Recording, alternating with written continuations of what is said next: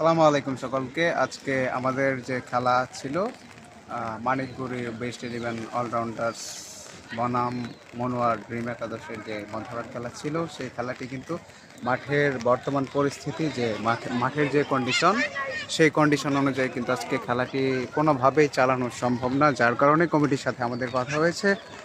Committee কিন্তু আমাদের জানিয়েছে যে আজকে যদি খেলা হইতো তাহলে এগুলো পরিষ্কার করতে করতে বা মাঠের যে পিচের যে কন্ডিশন, সেই কন্ডিশন ঠিক করতে করতে কিন্তু 3টা বেজে যেত।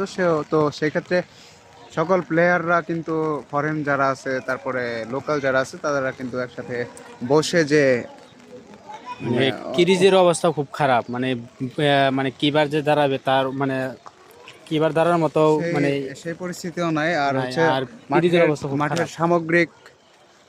সামগ্রিক যে অবস্থা, সেই অবস্থা থেকে কিন্তু প্লেয়াররা নর্মালি ফিল্ডিং করতে পারবেন না বা ব্যাটিং বোলিং করা অসম্ভব। যার কারণে কমিটির যে সভাপতি শাহিন ভাই আছে, তিনি কিন্তু আমাদের জানিয়েছে যে আজকের খেলাটি পরিত্যক্ত ঘোষণা করা হয়েছে, সকালের খেলাটি পরিত্যক্ত ঘোষণা করা হয়েছে এবং আমাদের যে মধ্যকার ম্যাচটি ছিল, সেই ম্যাচটিও কিন্তু পরিত্যক্ত ঘোষণা করা হয়েছে।